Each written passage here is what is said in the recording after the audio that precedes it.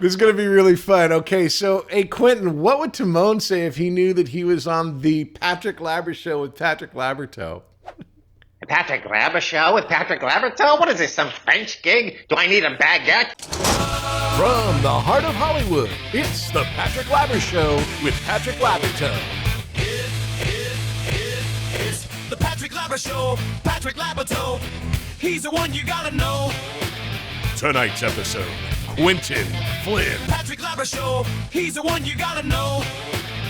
All right, so for all you video game fans and animation fans, you know his voice from Timon and Pumbaa, Kingdom Hearts, Bleach, Naruto, and he is Johnny Quest. I know him from all the voiceover audition rooms we sat in while he got the job. Please welcome Quinton Flynn. You know, Patrick, I love this about you. You know me from Naruto. I know me from Naruto. But hey, tomato, whatever. The fans, there's somebody out there who's anal who's going, you got that wrong. Right, Naruto instead of Naruto. Right. That's the one I've heard constantly. Absolutely. So, okay, so here, just to set the table here for everybody, Quinton and I have known each other since the last century, since like the 1990s, right? Yeah. And so I was just telling him that it's weird to have a friend like Quinton on because it's like, I know him so well and I know his work, but it's like, where do I start? First of all, you've got a crazy amount of credits. And to be honest, I know your animation stuff. I don't know the video game stuff, which I want to talk about. Yeah, that's cool. But let's start at kind of how you got to Hollywood, and then we'll find out how we met. Act 1, beginnings. What's your secret origin? I was born in Cleveland, Ohio. And I loved everything there is to love about entertainment, radio, TV, film, music, movies, and more. Theater is where I started out. And okay, I'm going to interrupt already, and people who hate when I interrupt are hating on me totally. However, cool. I just found out something. Yeah. You were on Romper Room. So you started young. So how did you get on Romper Room? Well, let me tell you, they saw a star in this 5-year-old boy. You had to be 5 to be doing Romper Room. And they said, can this kid do a week on Romper Room? Mom and Dad said, yes, he can. Can he hold his bladder for 30 minutes at a time? And they said, he can. And, you know, if you get one of those punch balls, he's going to knock it off into the dark. And then he's going to chase it into the dark. And then he's going to be in the dark frightened because he sees what would be cameramen on cameras. But he doesn't know they're on these giant mechanical birds telling him to get back in the light. So after a quick mic adjustment, we are back. So you did Romper Room. How did that come about in Cleveland? Was it from Cleveland? Was Romper Room a Cleveland show? Well, everybody seems to think that Romper Room, I don't know, it's a nationally syndicated show, right? But you had regional hosts. So we had Miss Barbara in Cleveland. And at the time I watched it, I wanted to be on it. So my folks, you know, as I already said before, brought me to the producers who said, puff, puff, does the kid have it? Does the kid have it? In stars! So, or is it in cards? I don't know, but the stars aligned. And we signed off on a contract for a week. Went down to the studios. I didn't know what I was doing, but I had a good time. It was Lincoln's birthday, so my mom brought me a profile of Lincoln and a little bit to say about him. And I did just that and played with the kids and had fun. So we met when we were pretty young, but it wasn't 5. So how did you get to Hollywood from Cleveland? My parents put me in a tube, sealed it, sent it, and I got here. In 1988, was it? Yeah, I graduated from college May of 87 in radio, TV, film, theater. I studied some voice over commercial work, on-camera commercial work. Had a rock and roll band, did, like I said, all of the above. And I was fixated on wanting to get into the entertainment business. more so Saturday Night Live than anything else. But if I could be on Saturday Night Live, one of the Beatles and Jerry Lewis, my life would be made. And I've kind of Okay, done so all we've of them. got your influences right there, which are classic influences. And as I in my notes here, I have there is with Quinton a comedy and music connection along with voiceover. Voiceover is where you've been most active, but look, when you're in town here, there's always a group of different people. Jess Harnell is an incredible musician Yeah. singer that is in voiceover. Like there's this weird musical connection. Like the people that are really good at music can know rhythm. They can also do voices for some. I mean, it kind of makes sense. Yeah. He does. Does he do Yakko or Wacko or I know He does Tress one does of those Todd. two. Yeah. Yeah, and Rob does the other one. So, He does. but anyway, so you had this real music connection. You've Yeah. had a number of bands. You had a band with Robbie Rist when you guys were the Snosberries, We right? were the Snosberries. Yeah. And I was in So Slow you come, Motorcade when we were playing the glam rock scene. You mentioned Jess, who I'm yeah. friends with. I guested on the Animaniacs years ago when Friends were hot. And we did a parody called Acquaintances. In which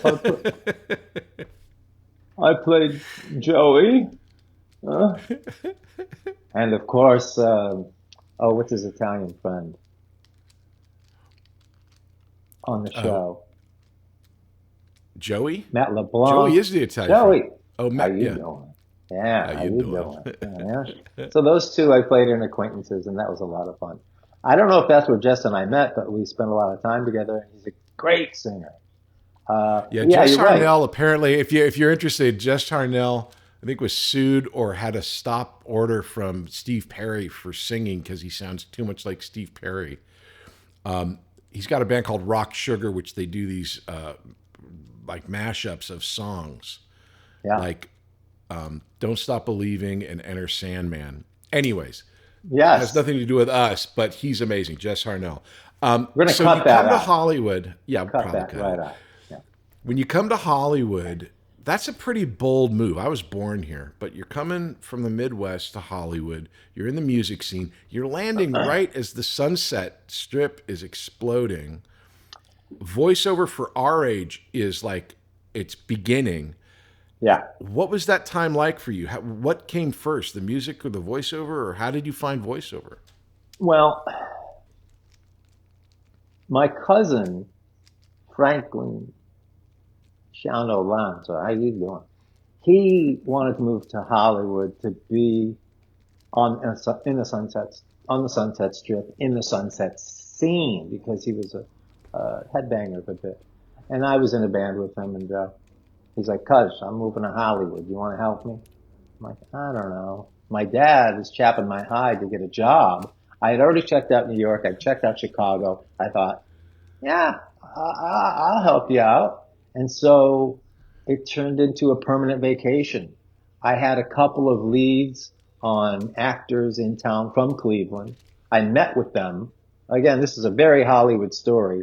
One of them, this guy, Yeah. Phil Andrico, says to me, he's like, "Hey," he's like, "you got to come meet my sweetheart." And I got another roommate named Annette, and we go to school at the Beverly Hills Playhouse, where we got a place in Hollywood over on Argyle, and you're going to love it. I mean, maybe you want to move in with us. I went, all right, you know. So we went to their place. It was a one-bedroom apartment. And they're like, "What do you think?" I'm like, "I'm in Hollywood. I'll do it." And so the four of us lived in a one-bedroom apartment. They shared the bedroom. Annette had the couch fold out, the ottoman, the futon, and I had the single futon. And all I had was like a box with my things in it, and I was happier than a pig in shit. Yeah. That's the classic Hollywood. Like you're gonna make it, you're gonna die trying. Yeah. We ended up meeting at I'm guessing Voicecaster or somewhere along the way at the auditions. We just kept running into each other. It was How either did that you or get into the voiceover? Cunningham. I mean, Well, my yeah. first voice agent was Sandy Schnarr. But before that, like Quentin Tarantino, this Quentin Flynn worked at a video store at 2020 Video in Hollywood. Then I moved out to the San Fernando Valley because my cousin couldn't handle the heat in the city. By the way, that's even a worse place for the heat. Well, you're right. The valley. I meant the heat of the pimps, the drug pushers, okay, guns. Yeah. We actually had guardian angels put in on our street. It was that bad.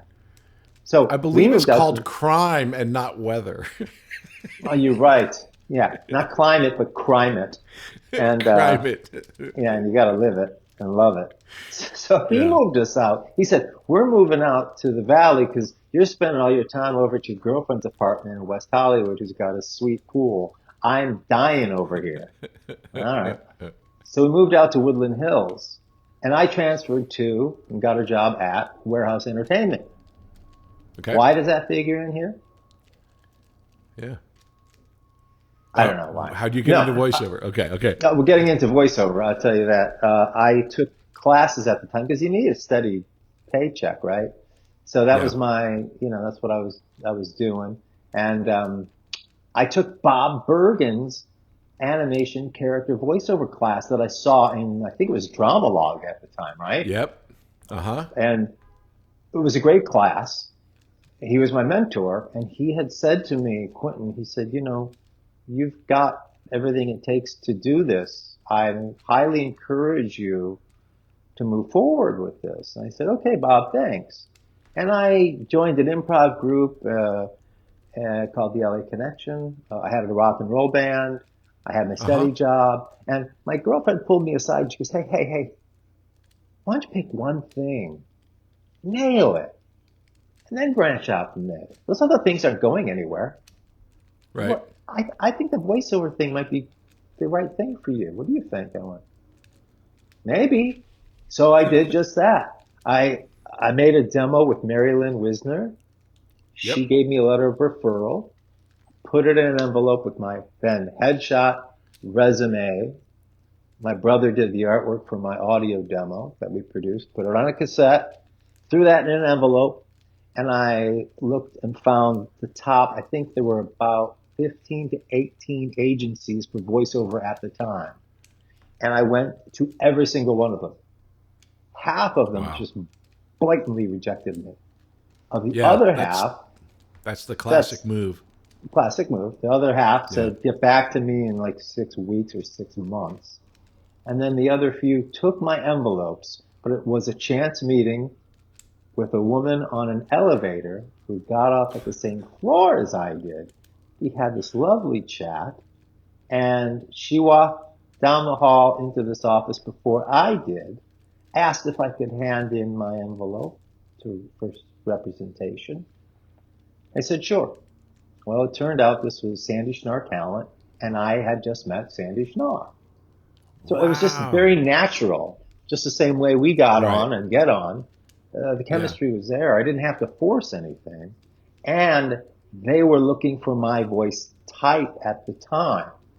Yep. So I went in, interviewed, and was terrified.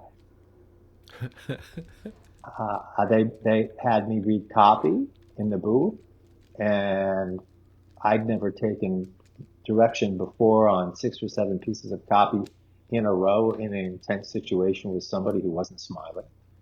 It was a gentleman who, his name shall go unnamed. We'll call him booth director. We'll call him booth director, yeah. And then they called me like a week later, said, come on in for a meeting. There were 3 lovely ladies there, including Sandy. They said, we want to sign you. What do you say? I said, yes.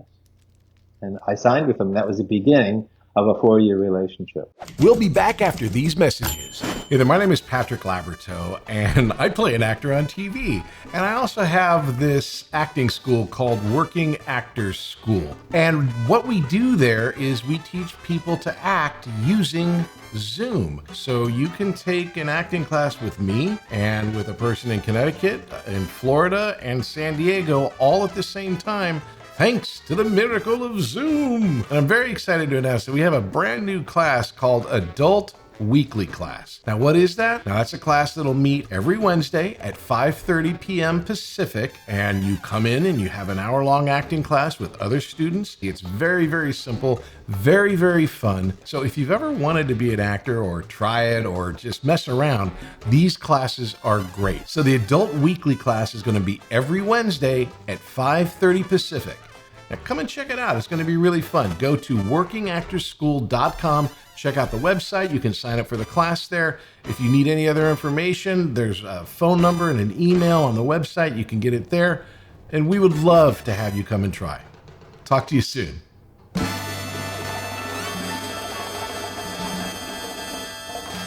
Act 2, Success. And that's the thing that, I mean, I'm sure if anyone is listening to this podcast over and over again and hearing my different stories, they're kind of the same story. In the 90s and up until maybe 20 years ago, it was a business for the voice people like you and I, where we drove all day to different audition places. We physically went to these places where nowadays you'd email your audition from your home studio and they'd listen to it there. But this was a different time. So we would physically go, and that's where you met the other people that you were auditioning against. And it's this great / weird situation where, honestly, and maybe help me out with this number, there were 20 guys in this town that we ran into on the regular that basically was our competition. Yeah. It's different now. It's hundreds of people, thousands. Anybody from anywhere can audition for something. But then it was like 20 guys, and it was, and girls, but obviously we're reading the guy parts. So I'm talking just the guy competition. Yeah. And you'd become friends. We were friends with each other because there was so much work and we were such a small group that it was always nice to be happy for someone when they got a job, but at the same time, you know, you're reading against them. So that's the kind of the melting pot that we all met in. Yeah. And then I don't know how you got to Cunningham, but when we were at Cunningham, there was a period there where Paul Doherty, who was the head of voiceover at the time, and now he's the head of the whole company. Yeah. It was a moment, a real 6-year moment where guys of our age with our voice timbre were the new thing. And it was and we just worked and worked and worked and worked and worked. And I remember he took us all out to Yamashiro up here on the hill. That's right. For this big dinner where it was sort of like we felt like we were the it kind of moment. And it really was for that moment. We were the it crowd. No it crowd, no it person, no it girl stays the it thing for long. But at that moment, you know. So this is where we were I wish born. Somebody would have told me that. Yeah. Yeah, I mean, it does. In the moment, it feels like it's going to last forever. So this was kind of like your Beatles moment in the sense that you were always working. Yeah, absolutely. Okay. So, I'm all over the place, and that was a long monologue for me when I have. No, that's great stuff, Paul. Wait, what's your name? Jack. Patrick, yeah, we'll call you Pat. Yeah. You're doing voiceovers. We're all doing voiceovers. You're going in, you're doing these different jobs and whatnot. But this comedy music connection, and again, at that time, there was a lot of people in the Groundlings or UCB or LA Connection, or there was another one out. It was just a lot of comedy, a lot of stand-up, and a lot of music because of the Sunset Strip. Sure. So how do you find your way back to New York? You auditioned for SNL. You auditioned for The Daily Show. Yeah. Expanding on your romper room success, you're now going to take over late night. Tell the folks, and I'll stop talking. Tell the folks exactly what happened. Well, there was a lot that happened in between that. I mean, I remember auditioning for Eric Idle and Spamalot, and for Eric specifically, one-on-one. In this tiny little theater that was set up for me by Peter Verano and CESD, or CED at the time. And I did a little French character singing "Oui, oui, oui." I did a little piece for him from the show, or from Python. And then, he had... Slow down. You did a piece from Monty Python to Monty Python. Yeah, I did... the spam, spam, spam, spam, spam, spam, spam, spam, spam, lovely spam, wonderful spam. I might have done it with a British accent, but I was stomping around the stage. He wanted me to. Well, that was for Spamalot. What else did I do? No, I did young. Was it King Robin? What was the song? There was a song. Yeah, right. Young Prince Robin. Young Prince Robin. That Yeah. was from Python. So I did that, and then I did this French bit from another show that I had done. Where I sung like a Frenchman. Oui, oui, oui. Did you do it now? We must say goodbye now. We are saying it in every language we can. I'm making it up. I don't remember it. But I did these 3 pieces for Eric, and then he pulled me over. And he had a couple of assistants with him, and we just chatted the way we're chatting now. And he asked me about my family, where I was from, cousins in Ireland and England. And he asked me if I could do a Manchester accent, which is very specific. And at the time, I couldn't. I hadn't been over, but I told him I surely could.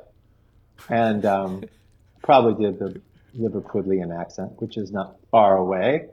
And after a good conversation and some laughs, he, released me. And he said, "Good, you were excellent, Mr. Flynn." I didn't hear that because I was so nervous. I turned and walked away, and on my way out, I heard, "Mr. Flynn!" I turned back around, thinking, what did I do wrong? He said, "You were excellent." Wow. And I took it in, and I went, "Thank you." And I left and went, wow. I came back to the agents, and I told them what happened, and in the end, I lost out to one of his fellow countrymen. And was that close. But it was great. But that's the thing. But yeah, I mean, here you are. What's amazing to me is obviously we've all been, meaning you and me, we've been on a ton of interviews, right? Oh, yeah. And the thing about interviews is it's just like a regular job interview, only we do hundreds, thousands of them in our career, and maybe you might only do 5 or 10 in your lifetime if you're going out for a regular job, right? It's just like, so the stress is always there as far as meeting someone who's in control of whether you're hired or not. When you have those high-level meetings with a producer or a casting director, or where you're in the final callback and you know that this next reading is what they're going to be deciding on whether or not you got the part, it's always high stress. However, when you level up to the final boss battle when it's a celebrity who's making the call. So when you're auditioning for the guy who's running and writing Spamalot, that's hard enough. But now you're in front of Eric Idle, the guy who did it originally and is famous for doing it. Yeah. How did you get out of your head in order to speak even?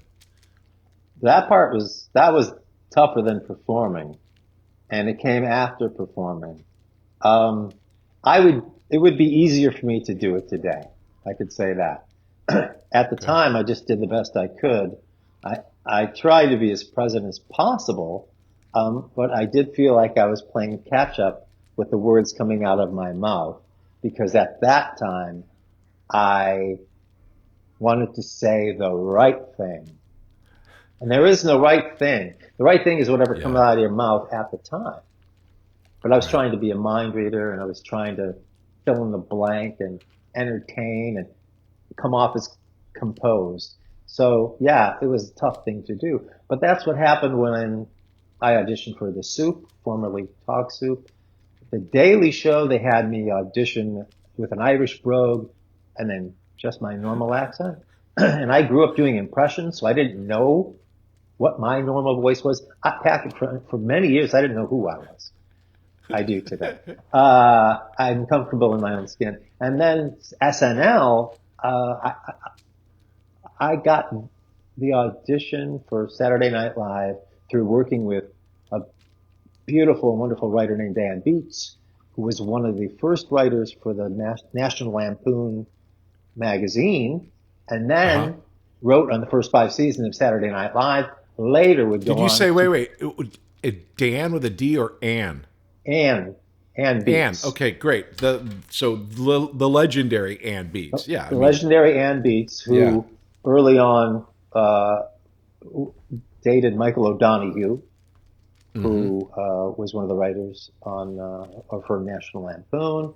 They were both early writers on Saturday Night Live.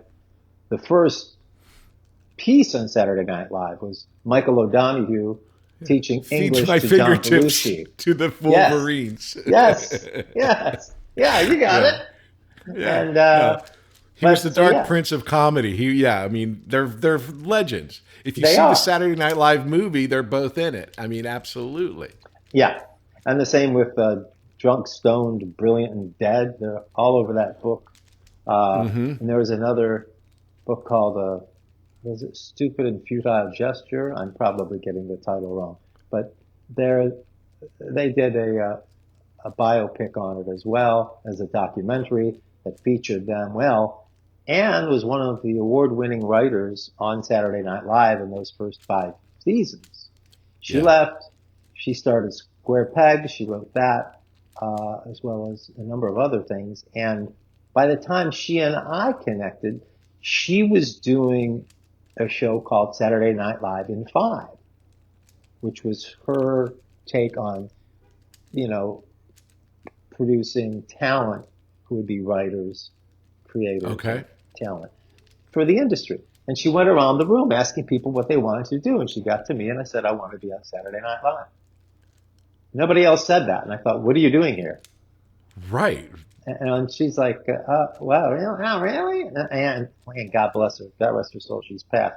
When she talked like this, okay, we'll see. And I worked my ass off. And at the time, SARS was in the news. So I wrote up a parody called Stars for SARS, in which I played Paul McCartney. My good friend Martin McCracken and I set him up as James Taylor because he looked and sounded like him. So he had it on a No Nukes t-shirt. And back when McCartney was with Heather Mills, he was doing the whole No More Landmines. Right. So I had that t-shirt on. And then we had Celine Dion. We had several other stars that would come up, do their solo sing-alikes, and then as a chorus, we ended this great parody, which is not unlike Lemmings, and that was a show that National Lampoon took out on the road, where Belushi did Conquer. And, they took half of the cast of Lemmings for the first cast of the Not Ready for Primetime Players. And and that's where Ann and Michael and all those guys came from. Chevy. Yeah. Chevy was a drummer. Wow. So you're working with Ann Beats, and I guess I just want to add to this whole area that it's always interesting to me how when people, it's not that everybody has the same story. We don't. We all have this different stories, but there is kind of like a structure that when you hit town or when you start in the industry, because we're fresh, because we're new, because no one knows you, you immediately are kind of either pushed away and it takes years and years and years, or something breaks through and you have a lot of opportunity up front. And it sounds like between the Soup or the Talk, the Soup, Daily Show, SNL, you have a very specific look, and your look in the 90s and late 80s was also, it was very, you knew Quinton because that's Quinton. It's like you had this jacket, you had these cool shirts. And for voiceover people who like, hey, I've got clothes on, you should be thanking me. Having a jacket and having a look was like something, like you looked sharp and not a lot of us did. So there's this period where you're in all these rooms auditioning for these things. Yeah. And of course, hindsight's 20/20, but at the time, it feels like it's going to last forever and there'll just be 1,000 more shows. But this is the period that you're in, okay? So let's get into the early 2000s as well. Yeah, exactly. So you're circling these areas and you're working with Ann, and then how does the SNL thing happen? What happened is I had shot some impressions, original characters with Mark McCracken and Dave Kessler, two good friends of mine. Sat down, edited, produced a demo. Then at the time we had to get it onto cassette, VHS. And David is a great graphic designer, so he did the design for me. And on it, I had, again, this is all over the place, but it all connects, I promise you. I sang for Margaret Cho's wedding, a Beatles song. It was She's Leaving Home. And oh, that's pretty. Beautiful. And actually, one of my songs from the pop scene called Miss Right, she used as the opening track, soundtrack for her tour at that time. So we talked to Margaret and said, hey, I'm an Anglophile. Can we put Margaret Cho's favorite Anglophile on the cover of the artwork? She said, yeah, absolutely. Okay, there. I got that. Quinton Flynn, so we got that. Margaret Cho's favorite Anglophile. Oh yeah, her show was called I'm the One That I Want, for those viewers out there who are interested. And she also starred in a sitcom called All American Girl, which that's right. That preceded it, yes. And great lady, love her so much. And she's doing music now too. So it's never too late, folks. It's never too late.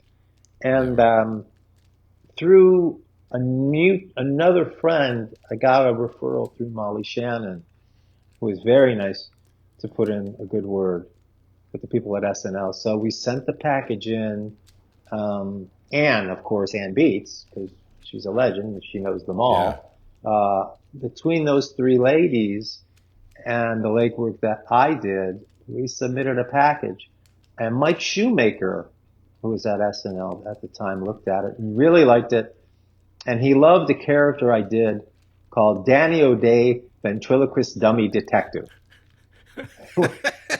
Which I can do it without a ventriloquist. And it goes something like this. Hold on.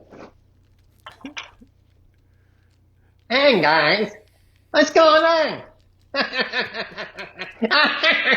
I'm on the Patrick Labyorteaux show. I love him so much. I love him better when he was on Shazam, Little House on the Prairie, when he had that lovely, adorable lisp. Now go suck it.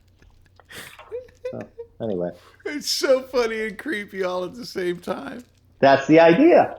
And they loved it. And Mike said, I want, when he comes out, that I'm going to audition. I'm going to audition? Yeah, we want to see him do that character. And I said, but I can't. I have a ventriloquist who actually stands next to me, pinches my neck. I open my mouth and he does for me that which I just did for you, proving I didn't need the fucker. So I didn't understand how I was going to do it at the time. Bring a boombox, record it onto a CD. That was still new. Much to their chagrin probably, and my own. I didn't know what to do, so I did other stuff. Yeah. I kind of, blew it on that. Okay. I've got other impressions and characters that'll blow them away. So David and I, Kessler, flew out to New York. The way it works is you audition at Stand Up New York in front of a live crowd who think they're going to be seeing stand-ups. They're not being told that you're going to see a whole room of talent who are auditioning for Saturday Night Live with Lorne Michaels and Tina Fey sitting in the back and Ayala Cohen. Magic. And they were there, and we didn't know what order we were going. And 5 minutes before showtime, they came up to me and they said, "You're up first." Oh my God. So I had my red, white, and blue Buck Owens acoustic guitar. I go up there. I start doing a little crowd work. I talk to this guy who's from, the hell was he from? This brother was from I don't know. He was from one of the islands. And I'm like, oh, I bet they got great weed down there. He's like, I don't know, man. I don't smoke.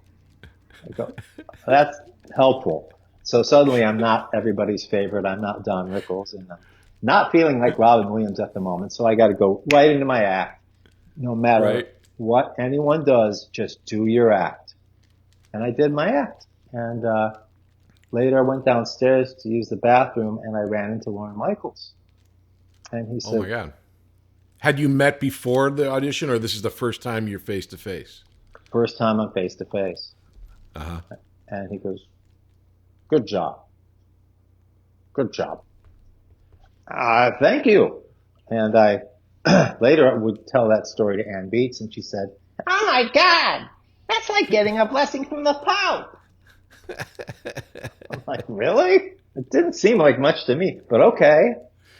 So out in the street after so many of us auditioned, including Jason Sudeikis, Kenan Thompson, Finesse Mitchell, Rob Riggle, and there's one other gentleman whose face comes to mind, but not his name. We're out hanging out, and Ayala Cohen comes up to me and says, we want to see you back tomorrow night, Studio 8H. Do tomorrow night what you did tonight. Don't change a thing. And I thought, well, they recorded it. I saw them recording it. Yeah. So of course I'm going to change something. What?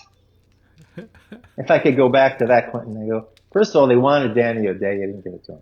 Secondly, I.L. Cohen tells you not to change anything. And you and David are sitting up there writing at the Paramount, and you're going to create something different. So I did a little bit, just a little tweak. Uh-huh. And showed up the next day at 30 Rock, nervous, really nervous. Yeah, of course. I mean, God, this is the dream. And I went up literally the dream. You know, the dream. And Studio 8H, you know, you're on that floor where it's Saturday Night Live. That's where it's always been. They brought me into makeup, and they throw me in a chair, and they start doing up my makeup, and I'm looking around. I don't know anybody, and except this one character actor from the Groundlings, whose name escapes me, but face doesn't. It'll come to me much later. And the interesting thing is, he wore regular street clothes the night of the audition, the night before at Stand Up New York. Scott Wainio, that's his name. Hi, Scott. Scott Wainio. Yeah. Yeah, Scott Wainio actually was in my Sunday company. I know Scott, and he ended up being a writer for them for a little while. But it was this period that you were going in and talking with them as well. I was at the Groundlings. You were at SNL. Right. Well, he was there, but the next night, or the next day at 8H, he shows up. I was in a blue suit. I have to preface this. It looked like a blue Beatle suit, blue tie. I mean, I just had my thing down. So he shows up the next day in a white suit. I think he thought, well, wait a minute. If the suit's working for that guy, I need to be wearing a suit. But I didn't know. Like Scott. Yeah. And I didn't know he got a job writing for them. That's great. I think so. I mean, that's what I had heard.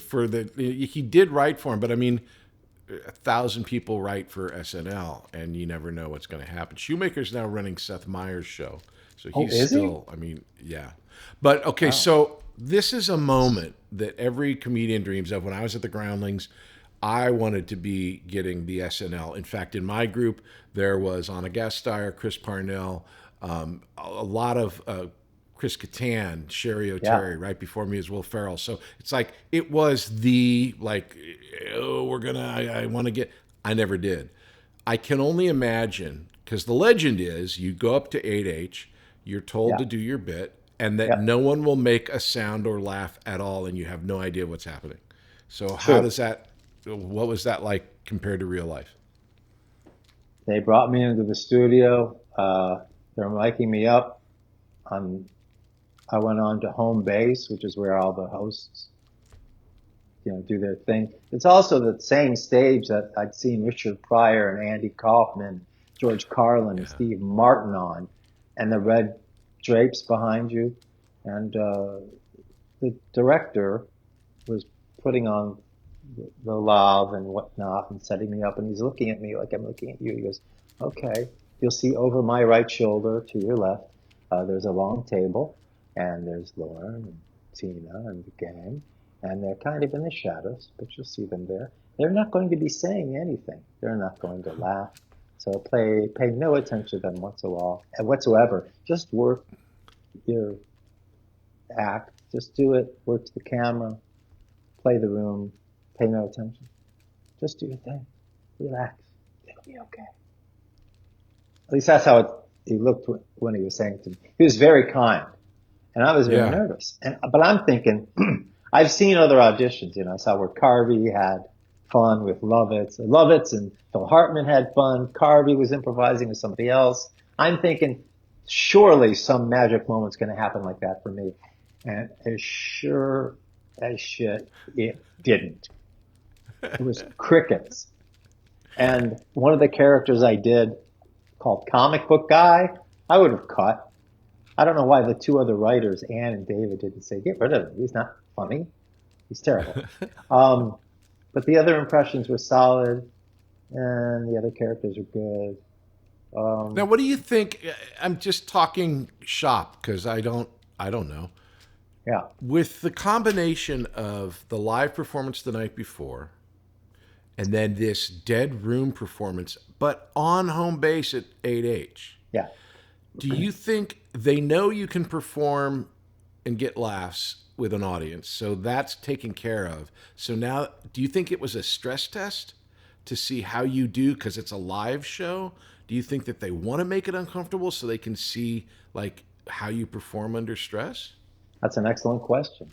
I'd love to ask them that myself. Maybe. Yeah. But I can tell you this, like anybody else who hasn't gotten something they've wanted, I've gone over it countless times and thought if I would have done Danny O'Day, not only would I have gotten hired, but they would have taken it, owned it, put it on t-shirts, then merged it with toys, and I would have gotten none of it. Right. Just like Mary Catherine Gallagher or Farley's, motivational speaker. They own the characters that they do there. So I thought of that.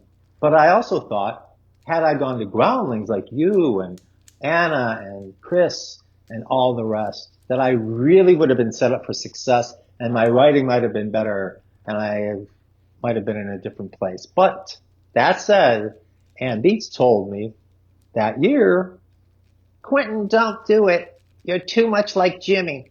She meant Jimmy Fallon. Yeah. He goes, wait another year. I'm like, fuck him. I'm not like him. What? Fallon, Flynn, because we're a couple of Irish Americans? What? He plays guitar, I play guitar. He does Paul McCartney, I do Paul McCartney. Mine's better. Okay. No, that's just stupid. Well, she could have been right. There's any number of factors, but then I did submit 2 more years in a row with I think Bush came into office, so I did a Bush impression and some other stuff, and they just so never brought me this back. is new info. I didn't understand or don't know. You can resubmit and you can have a second shot. Is that part of the process? Do they tell you that, or how does that work?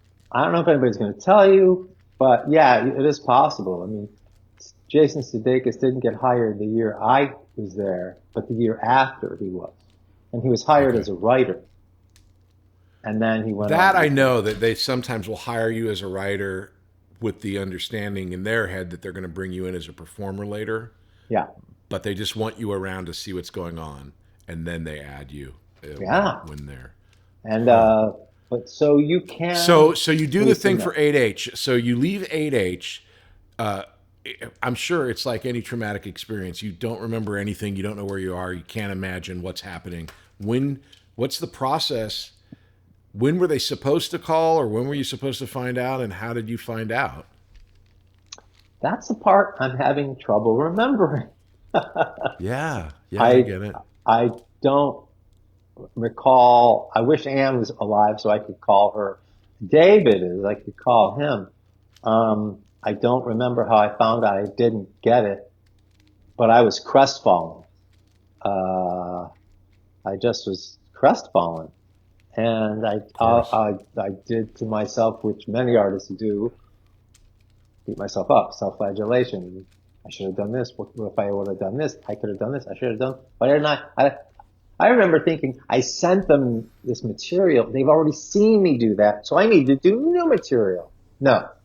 Do the strongest material you do. replicate. And that's what I would have done differently. It doesn't mean that I would have gotten it, but those are the kind of things that went through my head.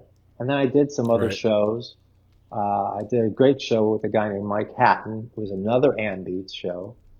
And in attendance was Bill Hader.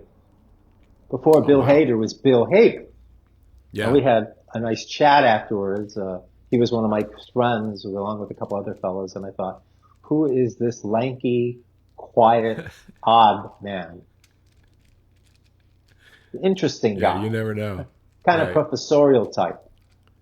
That was Bill Hader, who went on to great success. And my friend would say, I did my Pacino before he did Pacino. I think he might have lifted my Pacino. You never know. We all steal from each other. But yeah, you never know. And I mean, look, I think one of the best, I mention this all the time, but the best acting class I ever had was being a producer and being the producer in a casting session where I'm hiring actors, right? And I was bringing in a bunch of my friends, a lot of my Groundlings friends, and they would come in and they would give a great read and they'd leave and I go, oh, they're not right for it. And it was as simple as that in my head. Like, oh, no, we're picturing this. They're not right for it. We'll get the guy that's right for it.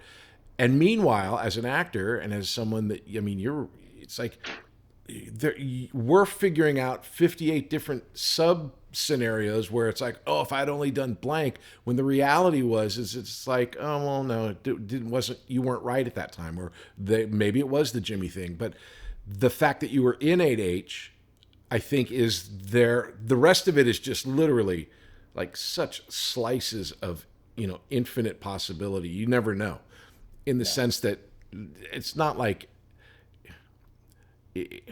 being in 8H and doing the audition, being there for Lorne, having Lorne interact with you and talk to you, which means that he wasn't afraid to give you hope. It's like, you're obviously on the short list, but you never know. I just talked to a buddy of mine, Chris Parnell, who was on the show. Yeah, who was Chris fired. is a nice guy. Yeah, Chris is a great guy. He was fired, and then they brought him back. So it's like they fired Chris Parnell. Like, come on. Like, so obviously anything can happen. But you also did the Daily Show auditions, and you're in that zone of where they're looking for this young, cool, snarky type of presenter type guy. Yeah. Of which I think you had a really good version of. Yeah. But again, it's like somebody's got to get it, and there's a ton of us that don't. Yeah. So this is your on camera. When you do voiceovers, early on, what would you say is your biggest success in voiceover that kind of you said, oh, I'm going to, was it a commercial? Was it a campaign? Was it an animated thing where you're like, I can buy food this week. I can get an apartment. What was the big first gig for you? Well, I mean, I did several gigs, but the biggest was doing the comedy lineup for CBS, the CBS network. Wow. At the time. When you say comedy lineup, you're talking about all the different TV shows, coming up next on Monday, you've got. Right. Yeah. And at the time it was up next on the Drew Carey Show. Tonight, Delta Burke on Women of the House. And it was just so much work. And the money was flowing. And they told me, oh, you're in Flynn. You can buy a ranch. What? You're literally in Flynn. You're Flynn. Literally, yeah. And you can buy a ranch. It's just, you're living on Easy Street, my friend. So I'm going in there day after day after day after day after day after day. And I had other gigs at the time too. I remember doing internal narrative for a character. Oh God. What was the character's name? The boy nobody wanted. Jonathan, the boy nobody wanted. And it was Chris Burke from Life Goes On. Right. And so I ended up doing his internal narrative, right? And so I had as Quinton or as Chris Burke. I had to do a Chris Burke impression, doing this internal narrative for him in this movie. Oh my God, I can't even imagine. That's a nightmare job. Not only because, okay, we do voice matches. I did Keanu Reeves for Speed. I've done other things. But a voice match for Chris Burke, who is, what is it? Not autism. Down syndrome? Down syndrome. He's got Down syndrome. And so he speaks very specifically. Yeah. So there's a fine line between doing Chris Burke and like making fun of some kid who's got Down syndrome. And I auditioned, and then I got a call from my agent who said, you have to call at this certain time to talk to this casting director. So I did. Okay. And she said, okay, listen, I need to put you on hold for a moment, and let me get back to you. I said, okay. Then all of a sudden, I'm back on, unmuted, and I hear echo, like in a room, not an echo, but a room sound. Hi, Quinton. Yeah. Can you hear me? Yeah, I'm still here. Okay, I want to let you know I'm here in the room with the producers, one of the writers, and I'd like them to hear you do for them what you just did for me. Oh, man. And now I'm thinking that I've been brought down to the principal's office because I'm in trouble. Yeah. And I did exactly what I did. You do what you did for me. Exactly. That's how you heard it. Yeah. And I'm like, and I don't know if you want me to do it. I will. And if you don't want me to, I won't. No, we got to hear it. We got to hear it. All right. Yeah.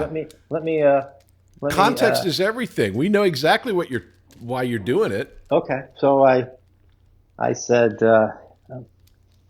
my mother, she abandoned me when I was just a child. I don't remember it, but I remember the feeling of emptiness and loneliness that I still have today. Oh my God, that's so good. It sounds so much like him. And I gotta say, it also sounds like Dawes Butler doing Pooh Bear, kinda. but it sounds so much like him. Okay, so now we listened to it. So what happened? And they go, how did you learn how to do that? I'll give you both answers. Number one, I was a mimic since I was a little kid. I started doing impressions at the age of 8, even those of our presidents. And I was doing impressions of impressions, Rich Little, Frank Gorshin, Fred Travalena, the whole nine. You do it, I do it. Well, at school, teachers, friends, students, we had a special education department. There happened to be children there of varying ranges, and there was a kid who had Down syndrome. So I knew how to do it. It was just natural, like doing a New York accent, you know? And the other answer is I did background acting, as it used to be called, extra work, on a show called Life Goes On. Chris Burke was on Life Goes On. I spent a bit of time around Chris, so I got to watch him, his mannerisms, how he spoke. He was interacting with Becca, at least that was her character's name. So I had plenty to pull from. And so for me, it was just kind of a no-brainer. They didn't get it, but they were thrilled to hear that's how I got it. But yeah. So was this a job that this was a big job, or how did it work for you? It was one of my first jobs. It was in 1992. On IMDb, it's one of my first credits. And then after that led to me playing Prince Khalid on, the animated series Aladdin. And then I was on Hey Arnold. And then I don't know which came first, but there were 3 animated series that made things big for me. Replacing Nathan Lane on Around the World with Timon and Pumbaa. Hakuna Matata, you pig. Then there was The Human Torch. Flame on! And there was The Real Adventures of Johnny Quest a couple years later, in which I got to play Johnny. And these were all dreams come true. Like, are you kidding me? The Marvel Universe? I get to be one of these guys? So then commercials, as you know, started popping. And then residual income would start hitting with that. And it was very heady. I knew how to be an artist, but nobody ever taught me how to be a businessman. So I just kept showing up when people told me and did what I was told. So somewhere in that It area. was, I mean, everyone, I don't know why it happens like this. We always, romanticize our 20s. But for a lot of voiceover guys that we hung out with, it was a lot of work, a lot of money.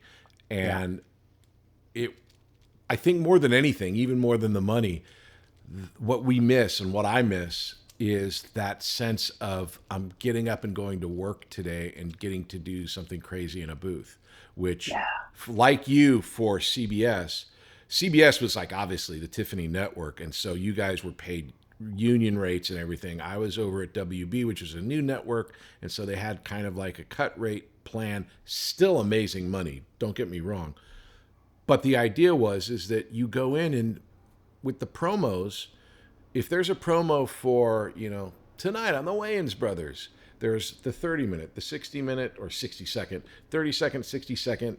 They don't do those anymore. Sometimes 15. Sometimes 15. And then you'll do the combo shows. And then you'll do like this week. And then you'll do some local stations. So in a day, and I'm talking about what you were doing at CBS. You don't forget the interstitial.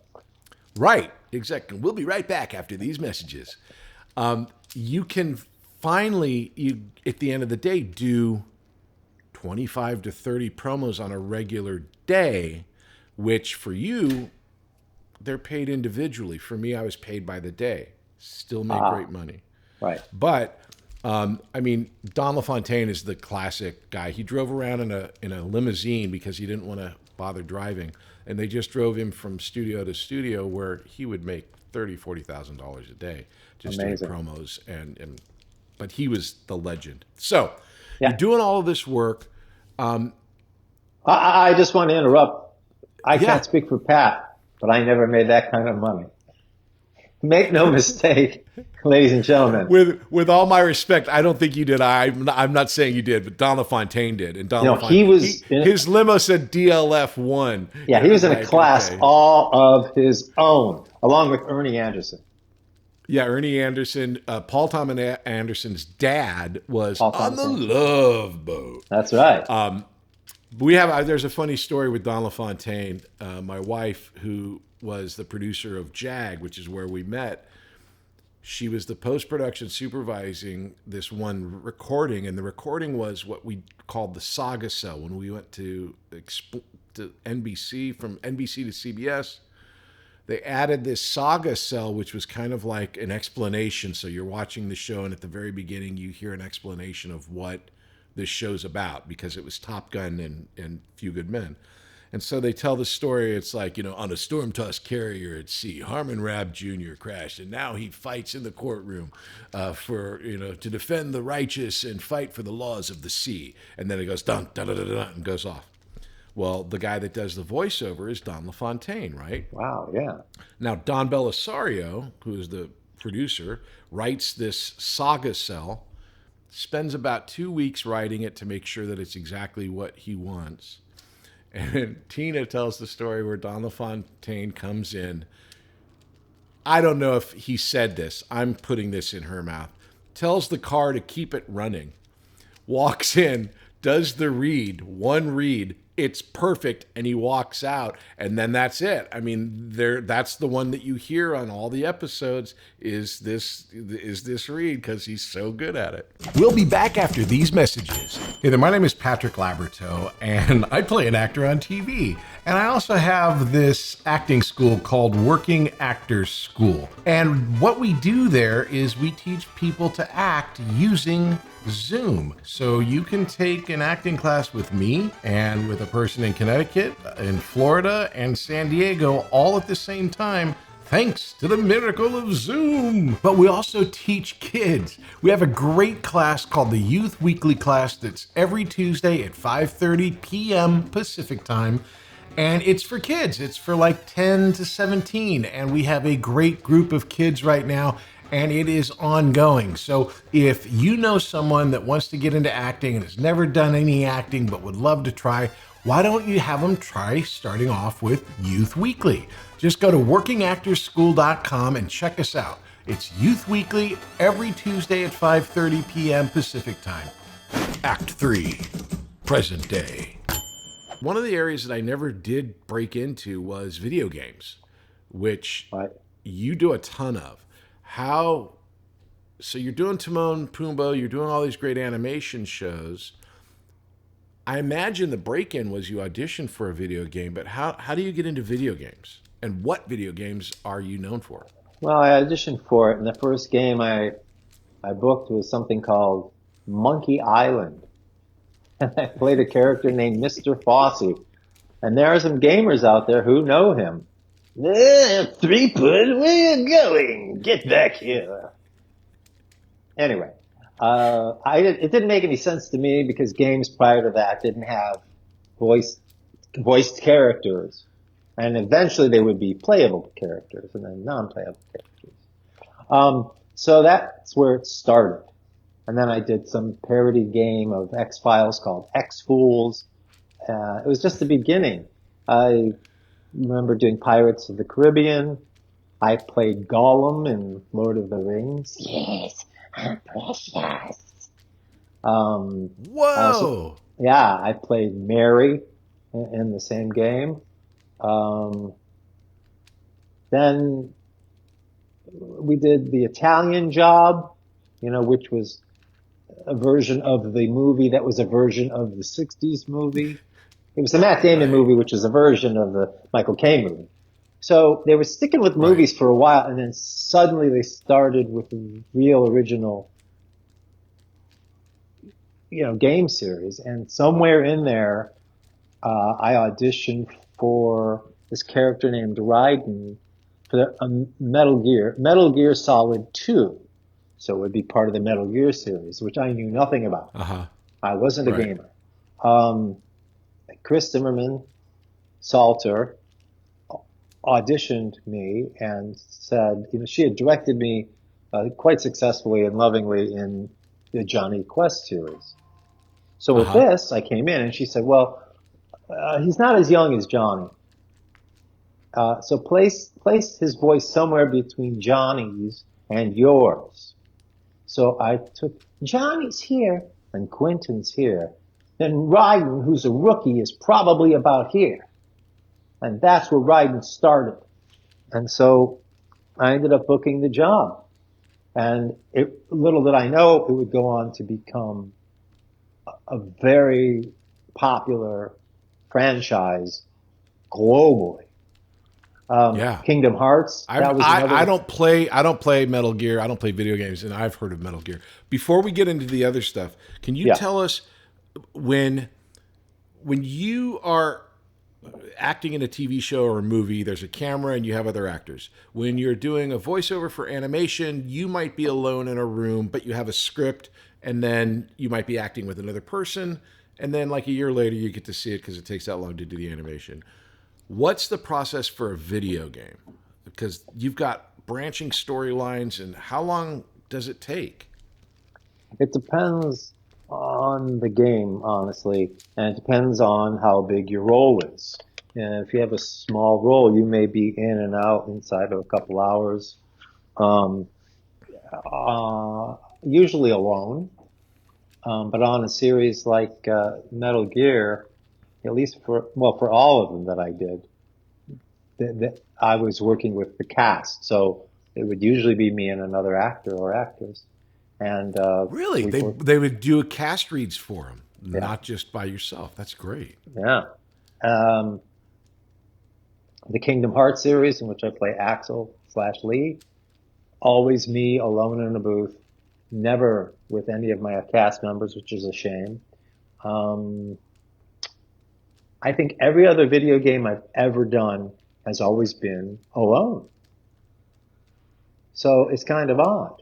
And then coming back to do a game in which you've done a character that you haven't done in a few years, well, they'll play you a sample sound of your character and some lines to kind of get you back in the groove, as you know. And then you do it. And now, with something like Kingdom Hearts, they will have camera on me. I'll be reading copy. Sometimes I'll be working to picture for time only, but not dubbing. And ultimately, at the end, when they bring everything together, the lip flaps are flawless because they've already got mine recorded and digitized.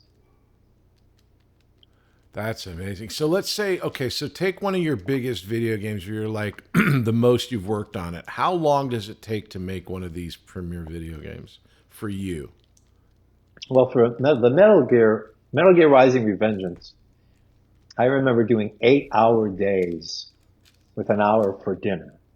So 2 4-hour blocks with a break here and there in between. 3-4 days a week. I don't remember how long. It was a lot. It can be exhausting. It was grueling, and it was with other actors, and I had to kind of keep my energy up. That was rough. I mean, I'm grateful for it. I would do it all over again in a New York minute. But then after that, I would want to segue into dubbing. Right. For anime.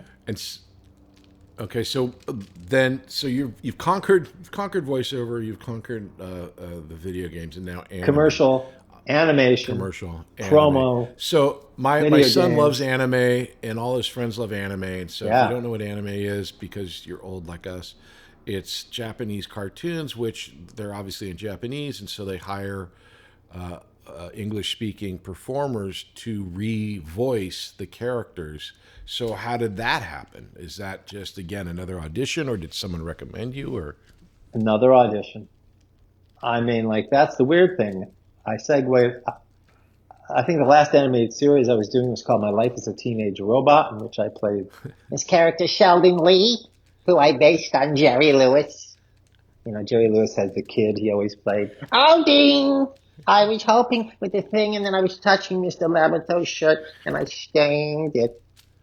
So you've had your Beatles moment, you've auditioned for SNL, and now you're doing Jerry. So exactly. You're checking off those boxes. Checking off those boxes. I mean, I did play McCartney in a Beatles movie of the week. I voiced him. I also played him in a couple of indie films. But yeah, I took Jerry Lewis and squeezed his voice into this character, Sheldon, from My Life as a Teenage Robot. Did you ever hear Bob Bergen's McCartney story? No. So Bob Bergen, who is the guy who was one of your mentors, guy I know, he's the voice of Porky Pig, a supremely talented voiceover actor, character guy. He gets this job to do this voice for a project that Paul McCartney's doing about vegetarians or something, and he's working in this studio, and Paul is there, right?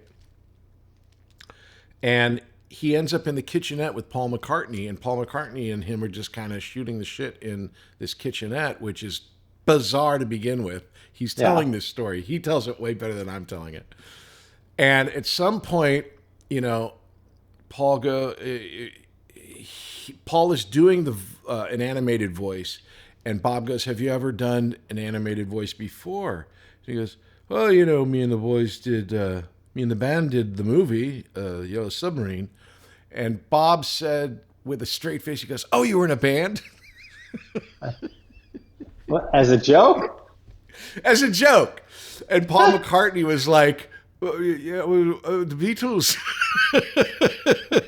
That's hilarious. But I mean, it's it's once in a lifetime type of thing. But that's sorry. Great. But no. We divest. Paul McCartney is a huge part of this, but you're doing Jerry Lewis for Teenage Robot, so you were working on that.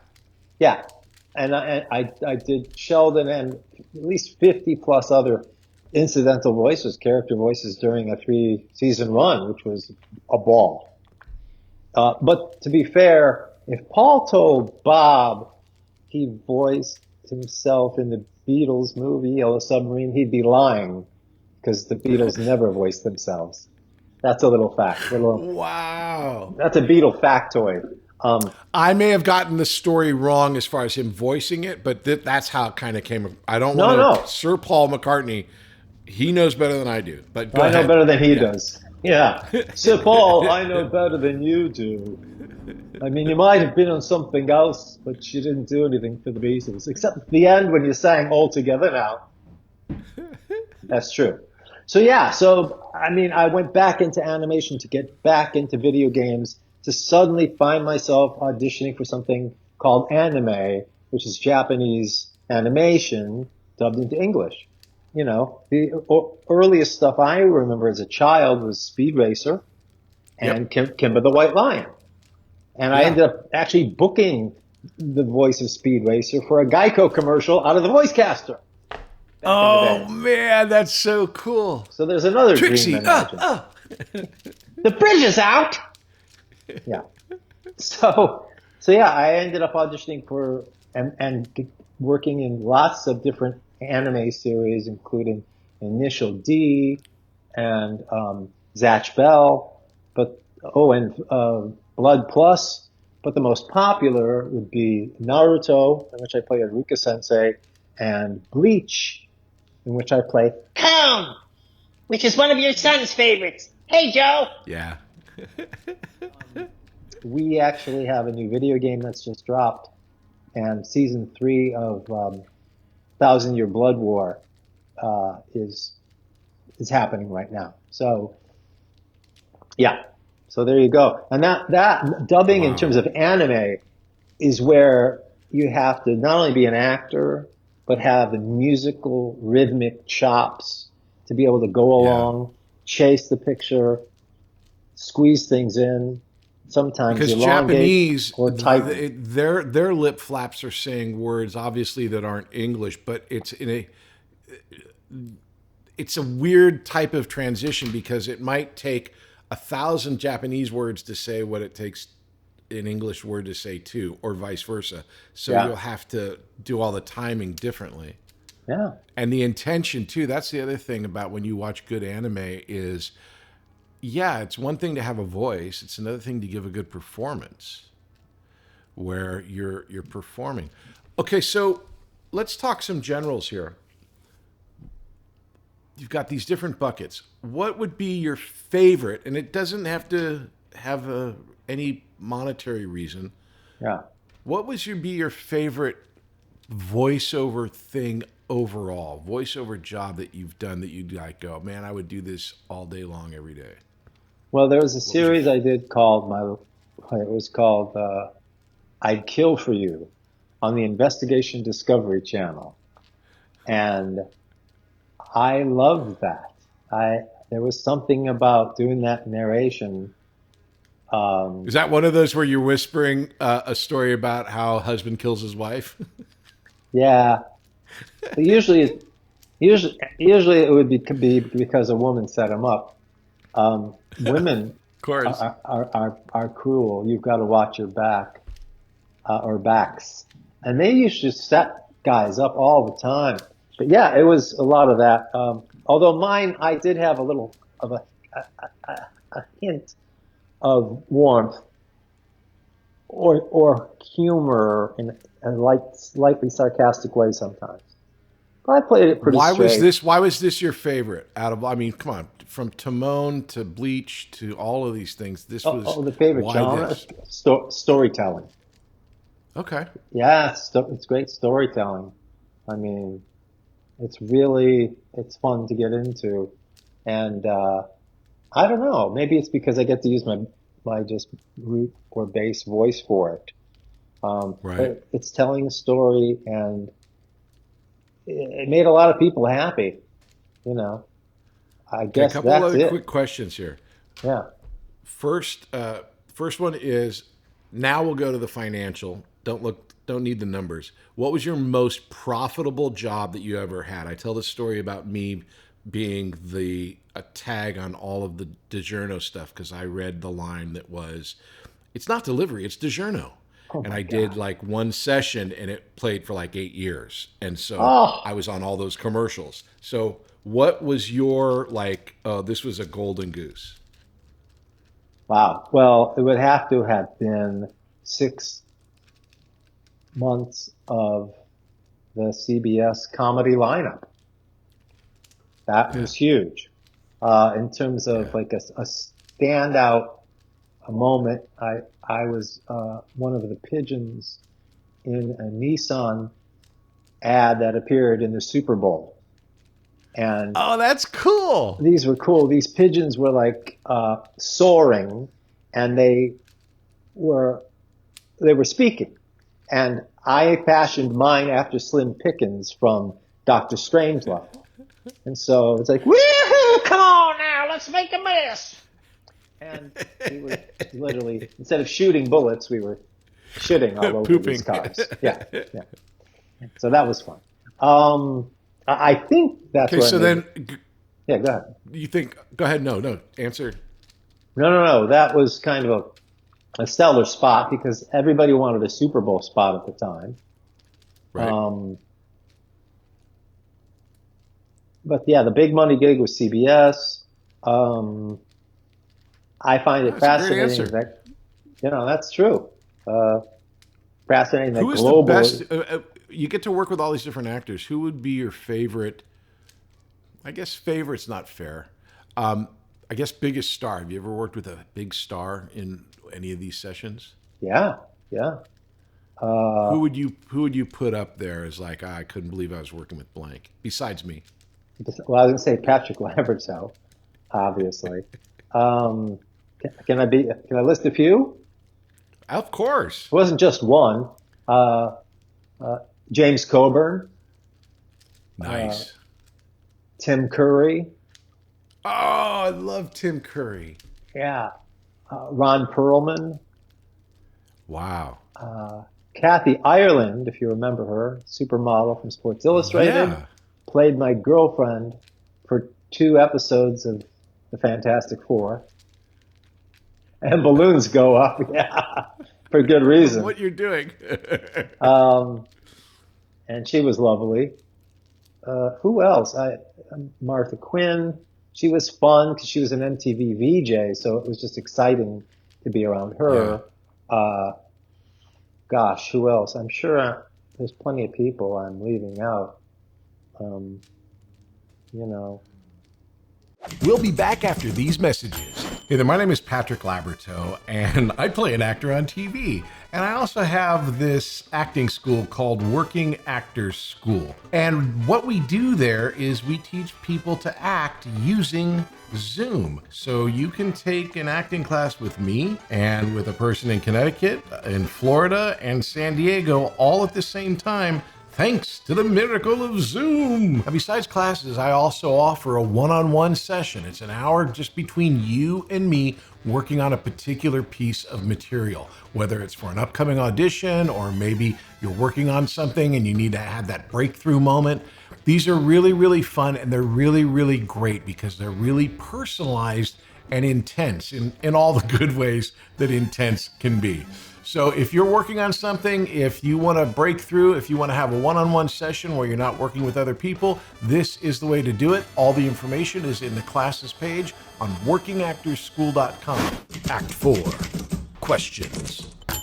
Okay, so here we are. We're in the questions. I'm going to ask Quinton a bunch of questions, which he should be able to answer. So the first question is, what is the most Hollywood moment in your life? Probably leaving a wedding at the Beverly Hills Hotel in the wee hours of the morning, striding down a red carpet. There was an event there apparently beforehand. I was there for a friend's wedding, waiting on my car, and I look and I see Lorne Michaels. And I go, Lorne! And never mind that the guy, the valet's bringing up my car. I'm like, screw that. Lorne! I go striding back up the red carpet. He comes back to me and I said, hey, Quinton Flynn, good to see you again. It's been a few years. He's like, right, how are you? I'm like, good. What's new? He goes, not much. I said, all right, what are you doing here? He goes, I'm in town for Andy Samberg's wedding. Oh, cool. Anything else coming up? The Emmys. Right. I know what you mean by that.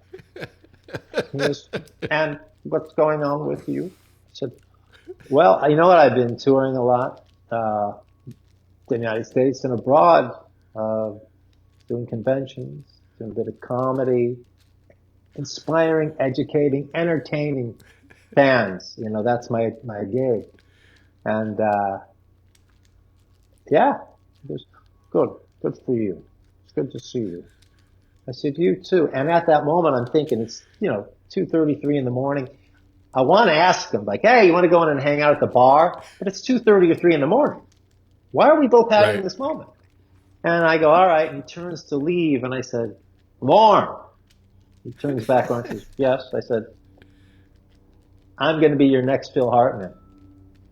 And he goes, and he turns and walks away. I'm like, I'll be sending you something. I have not yet to this day, but it doesn't mean that I can't be one of the oldest cast members ever hired for Saturday Night Live. That was that's a great story. Incredible Hollywood moment. Okay, so great story for part 1. Part 2, that's SheauxBiz part 2. What is the most embarrassing Hollywood moment? Oh gosh, let me think about that. Embarrassing. I don't know that I have any embarrassing moments, but I have a couple of missed opportunities. Well, our next one is about a financial missed opportunity. So do you want to roll these two together? Well, I can't think of any embarrassing Hollywood opportunities except by going with my own volition or self-will as opposed to that which was suggested by someone else. There's nothing I can think of that comes to mind. So the SNL story, like changing up what they said to change up. Okay, I get it. That could be your most. That would be, yeah. Okay, so the next question. Yeah. Show me the money. What is your biggest missed financial opportunity? Again, I don't want the dollar amount, but the idea of like, oh, we're always offered these crazy opportunities in this town. Maybe some friend of yours tells you something that you don't invest in, or you missed out on a gig that then became like this huge thing. Anything like that? What's your biggest missed financial opportunity? The closest thing I can come up with would be being a regular on the Drew Carey show. And that's twofold. Drew's a friend, and I got to audition for him and Bruce Helford when they were casting for his 2 sidekicks. But when I tell you on paper the characters had and gave nothing, I mean that. They were bland. And I didn't know what to give them because I didn't know Quinton, Flynn, and my style of humor back then. I knew how to do characters and impressions. But I went on to join the cast in Cleveland, Ohio at the Improv during that first season. And I did improv with the cast and did so well that they were considering writing a part for me in the show. I never knew this. That's so cool. And was this because of the Cincinnati, the Columbus? Cleveland. Was that the area that... Cleveland, sorry. My bad. Yeah. Cleveland. That's okay. Wow. Okay. And so, but it just never happened. So that's a huge missed opportunity. It didn't happen. And I wouldn't have known who to follow up with about it. But a friend of mine was a writer on the show. Obviously, Drew was on the show. I didn't want to ask him. My other friend, Craig Ferguson, was on the show. But I think it was Terry Mulroy, the writer, who told me that. You got to take that? Wow. Bigger name? No, they can go to hell. Thank you. I was going to say they could suck it. Suck it, Lorne. Yeah, suck it, Lorne. Once you say Lorne 3 times, he has to call you. He should. Where's my phone? Candyman rule. Yeah. But, so I, don't know why it didn't happen. Thought it would have been a great opportunity. Yeah. Okay, on with the questions. Yes. Show and tell. Show and tell is the question. As a teenager, what is your favorite poster in your room and how did you come to obtain it? Oh, gosh. It would have been Cheryl Teague's. Nice. And, in the pink bikini. It was after she had appeared in Sports Illustrated. Yeah. And that mesh white one piece that showed a little bit more. It's amazing. Guys our age know exactly the photo shoots you're talking about. It's just that's of the time. You know exactly who you're talking about. Yeah. And how did you get it? Where did you get it from? Oh, Spencer's Gifts at the mall. Okay. Yeah. Where I got a couple of other, pinups.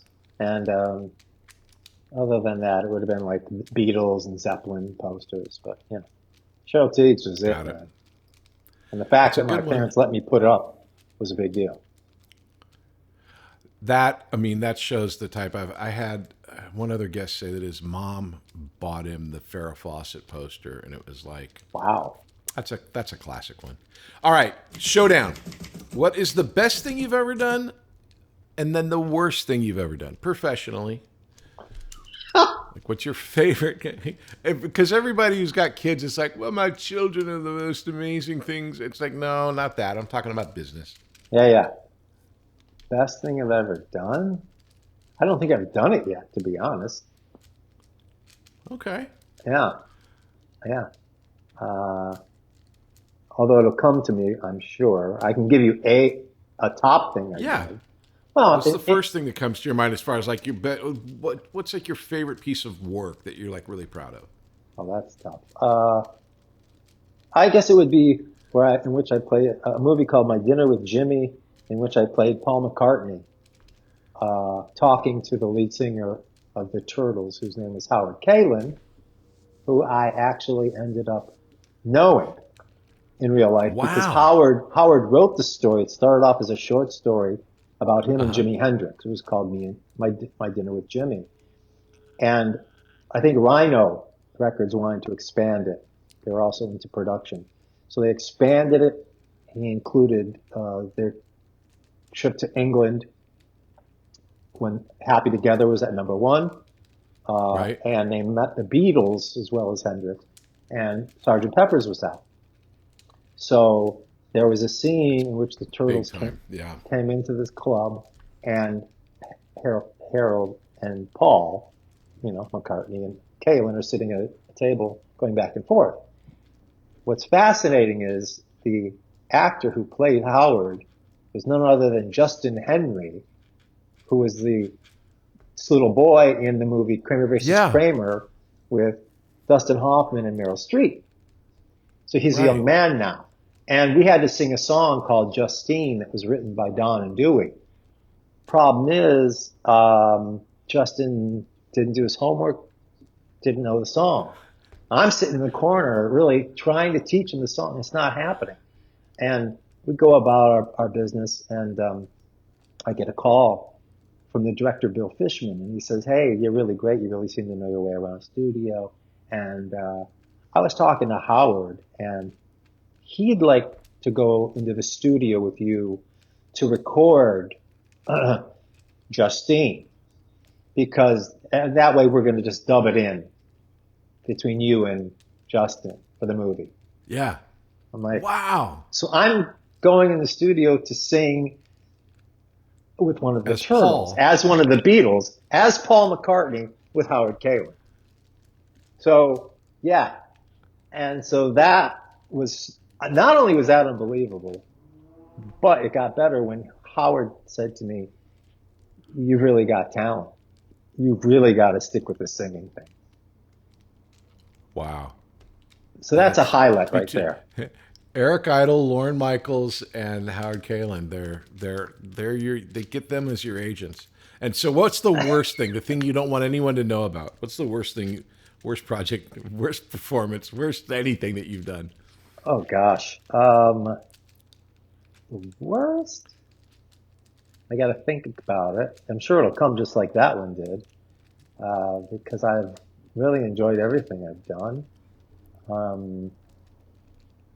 I mean, if there's something that's out there that I've done that's bad, either I haven't seen it or no one's brought it to my attention yet. Come on, man. 260 credits. There's something that's less than the other things. Like if there's the Criterion collection of like great things, what's your bottom of the barrel of Quinton's performances? Oh, I don't know. I mean, there's honestly, there's a couple video games I did. I don't remember the names of the characters that I could call out. But Okay. the closest thing I can give you is there was a series called Guild Wars. And I played two characters. One's name was Arlon, who was an effete prince, and the other was Rexus Rage Spear. And everything he did was here. I want my meat. Doc, who's there? What do you want from me? One note performance.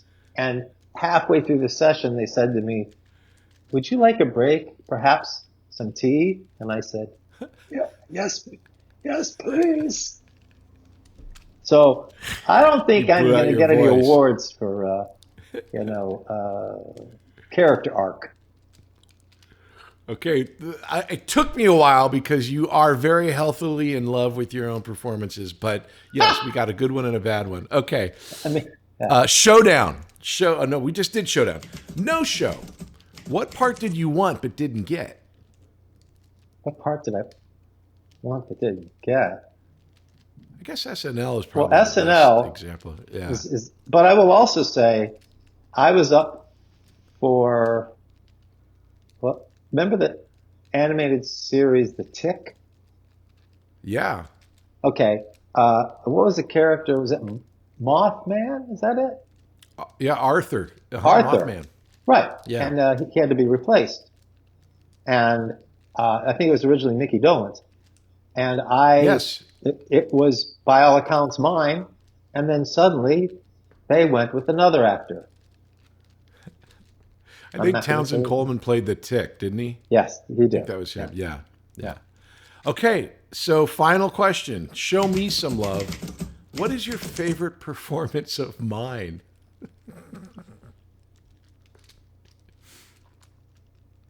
Well, first of all, Bud in Jag is nothing short of brilliant.